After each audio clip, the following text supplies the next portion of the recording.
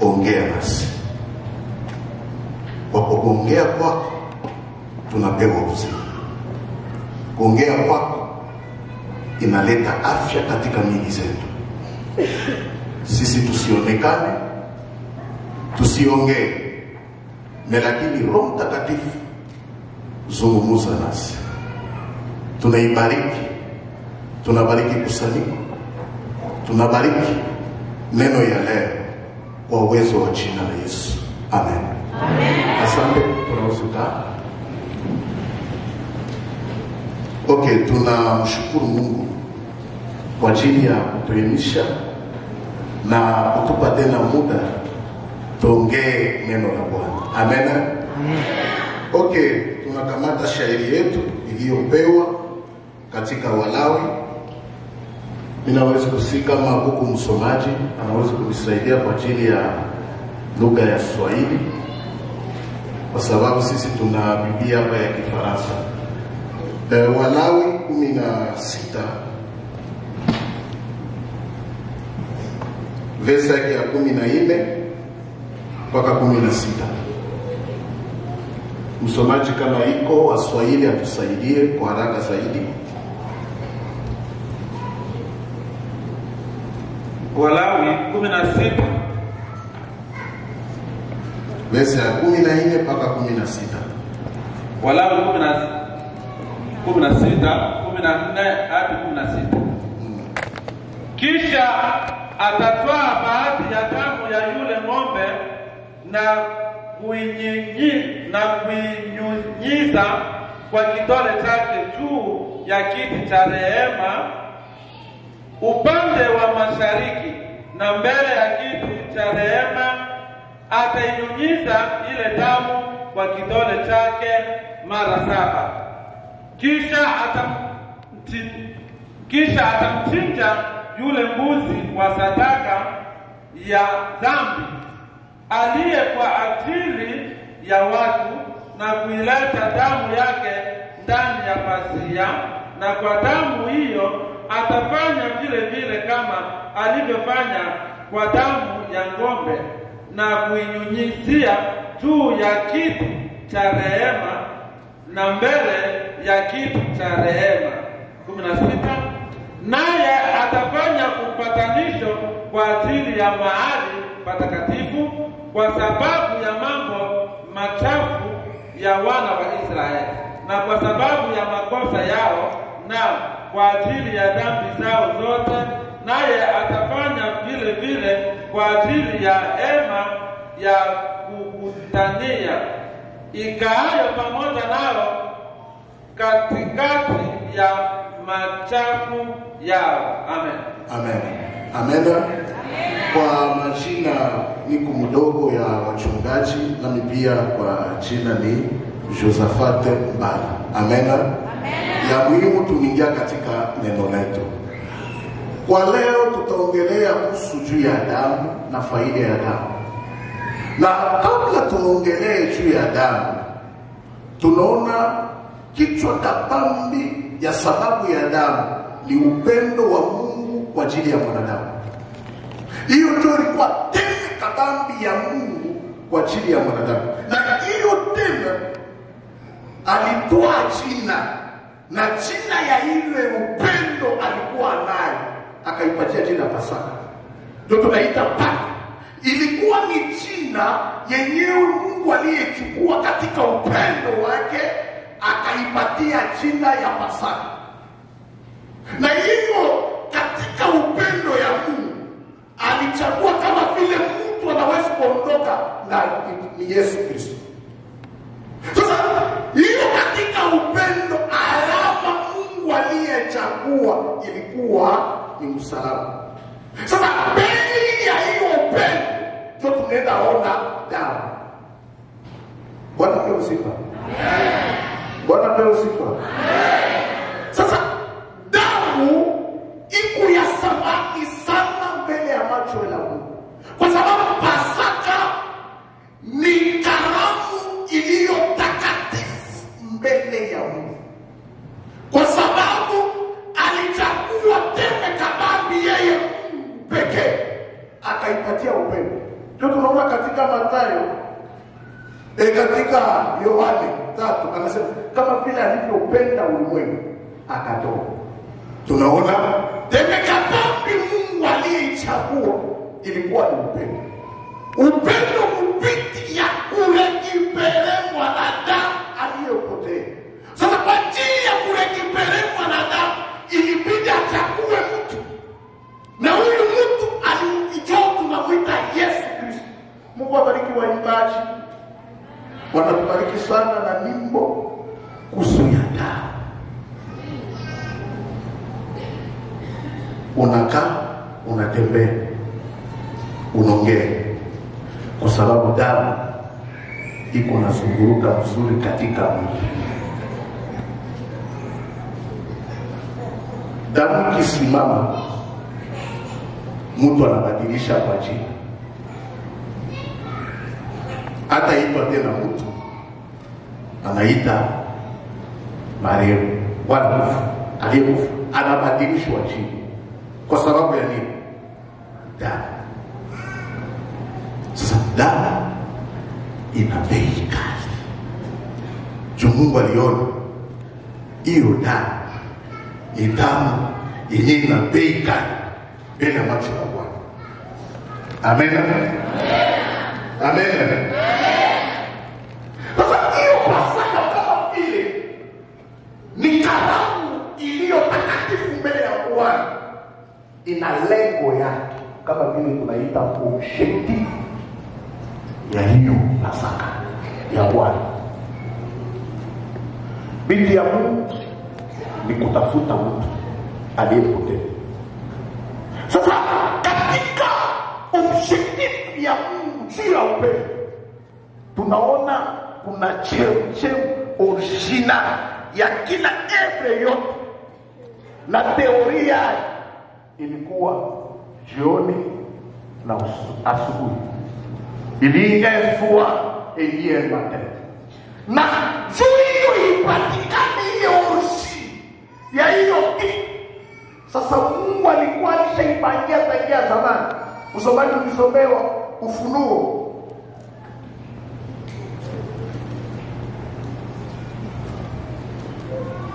Ulisomewa Ufunuo 13.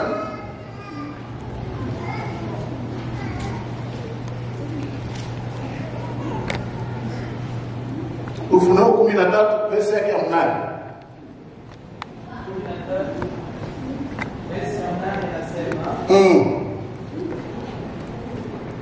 Na watu wote wakao juu ya nchi watamsujudu kila ambaye jina lake alikuandikwa katika kitabu cha uzima cha mwana kondoo aliyechinjwa tangu kuwekwa misingi ya dunia.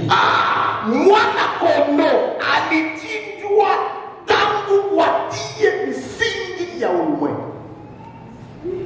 Ni kusema kabla Mungu aumbe mbingu na dunia, ilibidi mwana kondoo akuwa amekwisha chinjwa.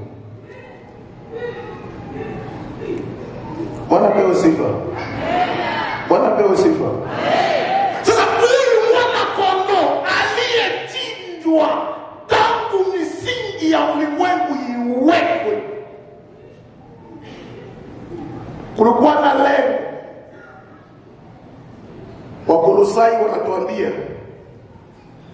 na yote iliumbwa ndani yake, kwa ajili yake na juu yake.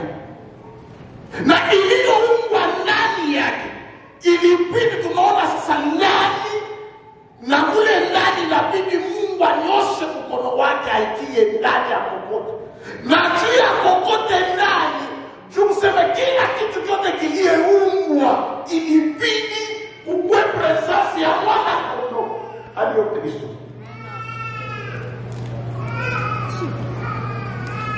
Sasa hiyo pesa yote ilibidi Mungu aongelee na Musa.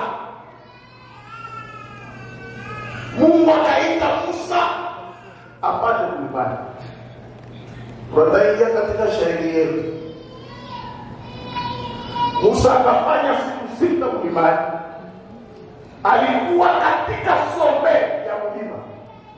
Inafika sete juu, Mungu anaambia na Musa, sasa panda kwa mara hii. Sasa mtu yuko kusomea, alishafika somea mlima, kisha Mungu anamwambia panda tena mlima. Ni kusema Musa aliingia katika mlima takatifu wa Mungu, juu ile aongelee kuhusu juu ya damu. Halo. Bwana leo siku. Amen. Ni kusema kwa ajili ya damu tunaona ya kwanza ni ufunuo. Kwa sababu Musa juende aongelee juu ya damu, Mungu akaongea na Musa baadaye ya siku 6. Panda tena katika mlima. Aliingia katika mlima wa Bwana. Sasa wakati aliingia katika mlima wa Bwana, Mungu akaanza muongelea kuhusu juu ya damu ya nyama. Hii yote kwa ajili ya kukomboa wanadamu.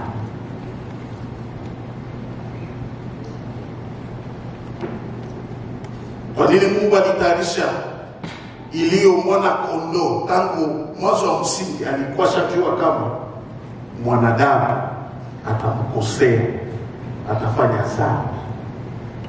Sasa jua kufanya dhambi, wakati Adamu alifanya dhambi, Mungu alichukua nyama. Mungu akachinja nyama, akatumikisha, kwa sababu katika upendo Mungu ana utajiri ili anayoifanya kwa ajili ya kurekebisha mtu. Ya kwanza ni damu, ya pili ni mwili, shehe, ya tatu ni ngozi po, na ya nne ni mfupa. Sasa sitaongelea kuhusu juu ya nyama, sitaongelea kuhusu juu ya minofu, nitaongelea kuhusu juu ya damu, kwa sababu ni utajiri kubwa mbele ya macho yako. Damu ni ya thamani kwa sababu ina bei. Kwa upendo Mungu alitia bei iliyoda. Tunaimba damu yake Yesu inaondoa dhambi zote. Sasa katika mpangilio ya Mungu kuhusu juu ya kuokoa mtu,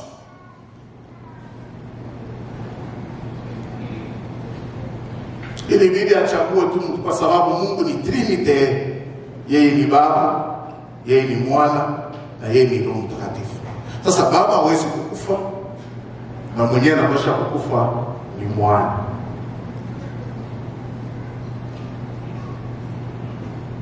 Sasa Mungu akaambia na Musa kuhusu juu ya damu. Hapa kunaambia Musa, utaambia Haruni. Baadaye ya watoto ya Haruni kufa juu ya kosa waliyomkosea Mungu kwa kuleta moto kigeni katika pale takatifu ya Mungu, Mungu akaambia na Musa, utaambia Haruni atatafuta nyama mbili. Na hiyo nyama akaanzia kwanza kuhusu juu ya ngombe. Kuna ngombe mbili, na hii ngombe mbili, moja atachinjwa kwa ajili yake, na ingine ataongea maneno juu ya ile nyama, na anafukuzwa katika poli tunaita iliyo nyama ya Azazel.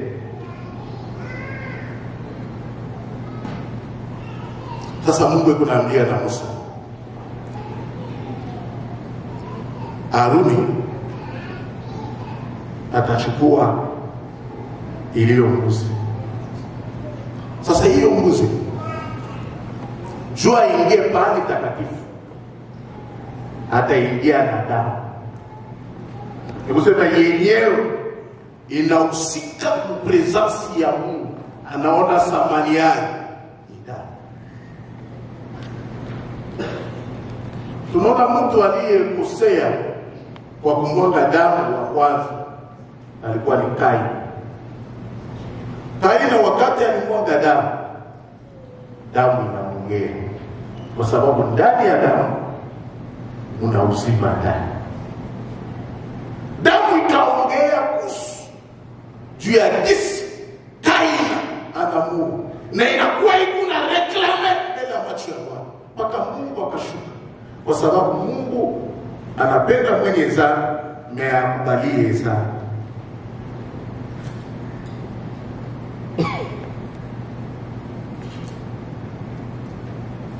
Bwana apewe sifa. Bwana apewe sifa.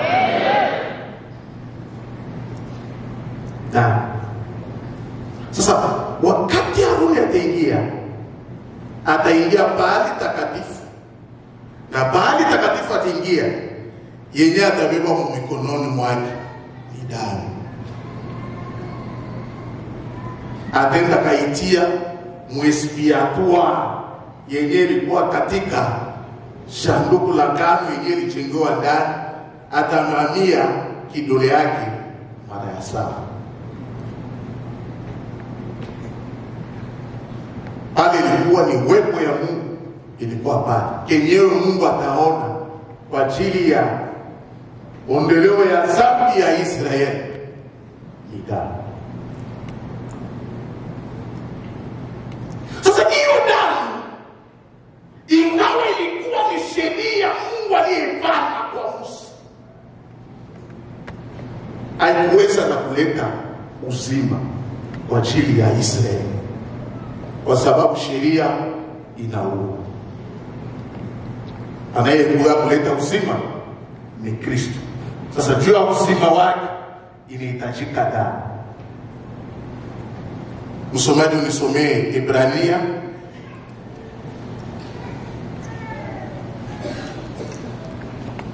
Ibrania 9:11 mpaka 15. Ibrania 9:11 mpaka 15. 9:11 mpaka 15 nasema, lakini Kristo akiisha kuja, aliyekuwa ni mkuu wa mambo mema yatakayokuwapo, kwa hema iliyo kubwa na kamilifu zaidi, isiyofanyika kwa mikono, maana yake isiyo ya ulimwengu huu.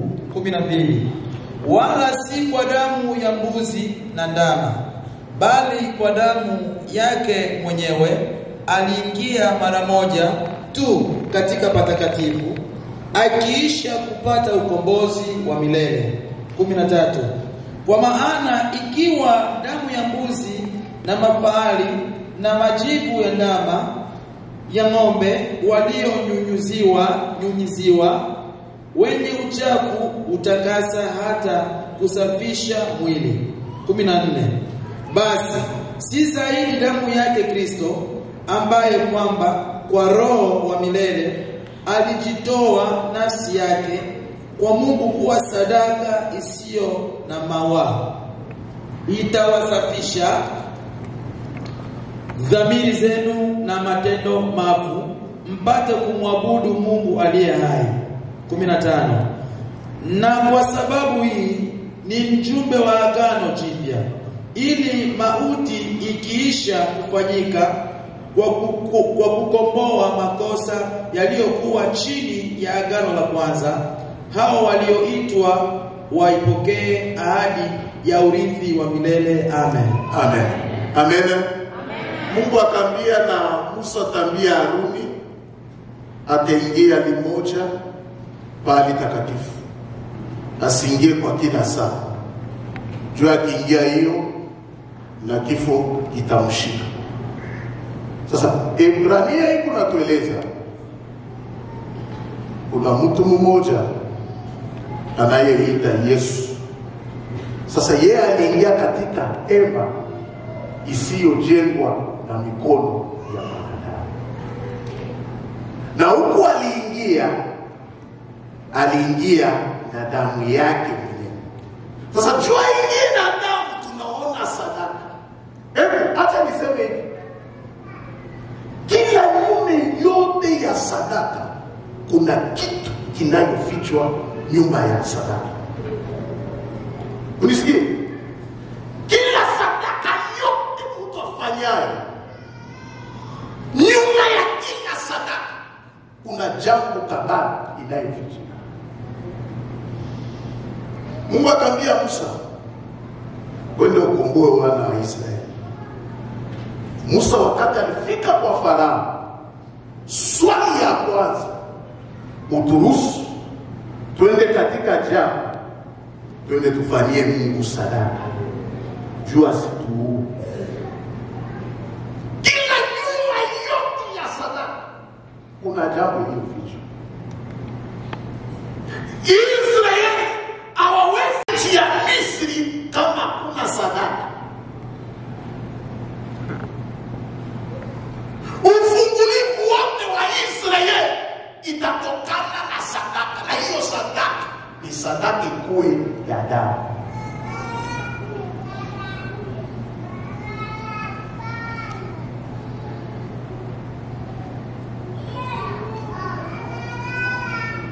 Na sio temi yetu.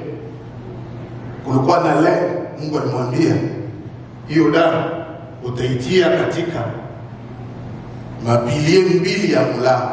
Ilikuwa naongelea taifa mbili. Sasa hiyo damu ilikubaliwa Israeli wote.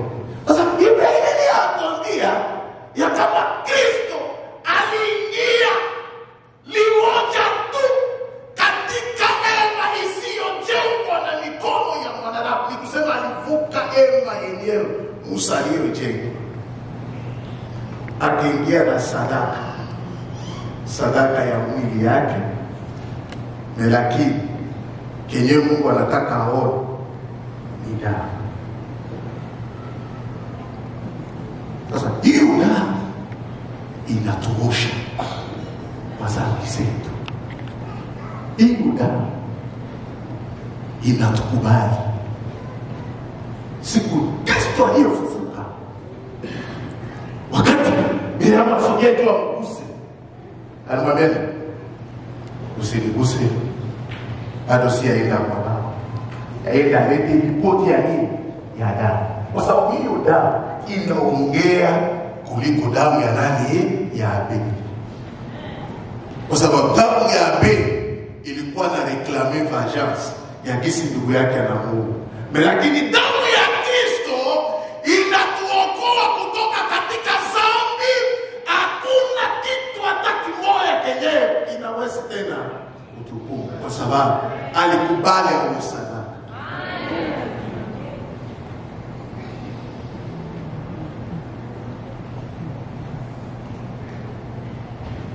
Sasa hiyo sadaka ilibidi ifanyike nje ya kambi, nje ya mji. Ilikuwa na maana. Unisomee tu ile Ibrania, nafikiria verse yetu ya mwisho. Ibrania ile 13 verse yake ya 12. Ibrania 13:12 nasema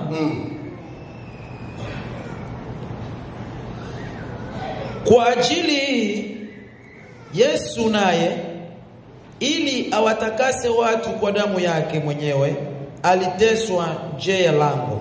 Amen. Kwa ajili ya atakase, kwa ajili ya kutakasa ilibidi akufe nje ya mlango. Ole nje ya mlango ilikuwa nani? Ilikuwa mimi na wewe, iliyo kanisa. Kwa sababu Mungu alikuja kwa ajili ya ili kimana biti moja kwa ajili ya Israeli, na kwa ajili ya demu yake kabambi tulisema hiyo upendo juu ya ulimwengu, ilibidi akufe nje. Ole nje kukunani? Kukumie na wewe.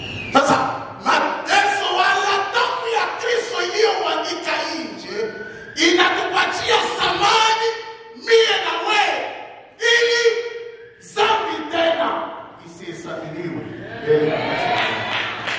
Bwana sifa. Unaona upendo wa Mungu aliyeonesha kwa ajili yako na kwa ajili yangu.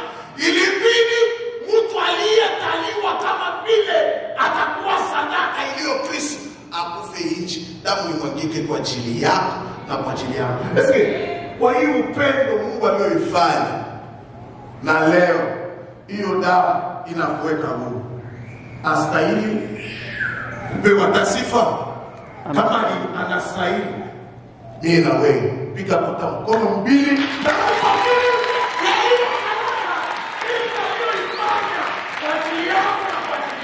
amen. Ni sadaka kubwa kwa sababu iliyo sadaka ya nyama yenye hakuna aliingia nayo haikuweza kumaliza sana. Damu ya Kristo inamaliza sana. Damu ya Kristo inatupatanisha mimi na wewe. Damu ya Kristo inatuingiza katika ufalme. Damu ya Kristo inatufanya uwe mwana.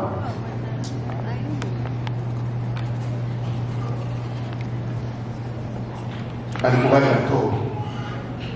Bandu, kwa mwingine naweza kuwa hadithi.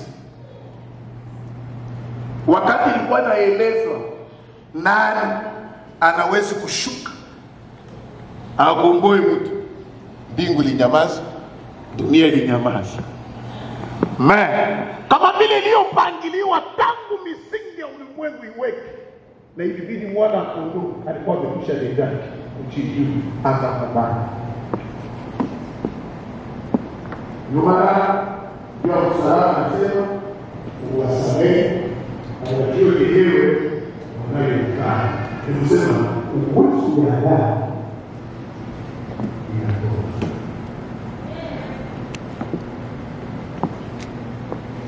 leo ninasimama kwa sababu katika hiyo nchi kwa ajili ya damu ya Yesu. Leo ninaomba kutunga kwa ajili ya kufanya sadaka yake. Mungu anaona ni damu ya mwana wake. Sasa hiyo damu inaongea vizuri, inaleta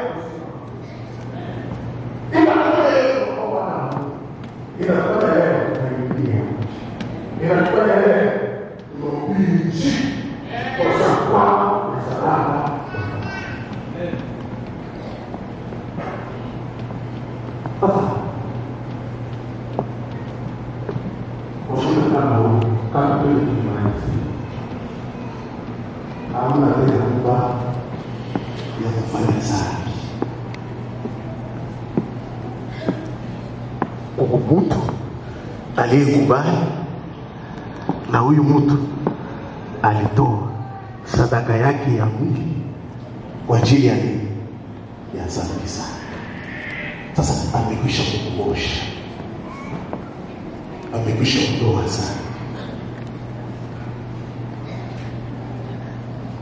Ndio nasikia Biblia inasema aliye mwana wa Mungu atende dhambi tena.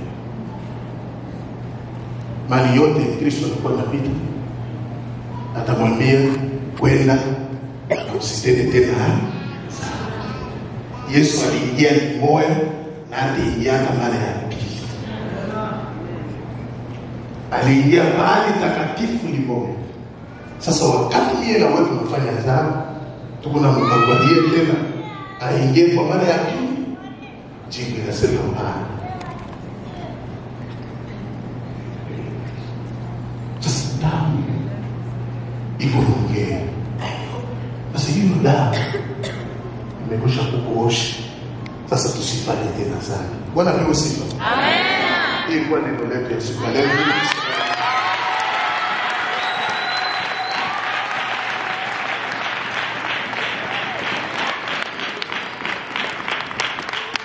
Haleluya. Jina la Bwana libarikiwe. Raibo. Tumepata Yesu Kristo. Haleluya. Tunafurahia neno la Bwana. Sawa, muda wetu unaendelea. kutuishia. Kwa hiyo tunamkaribisha mchungaji kwa matangazo yaliyosalia pamoja na kubali basi. Karibu.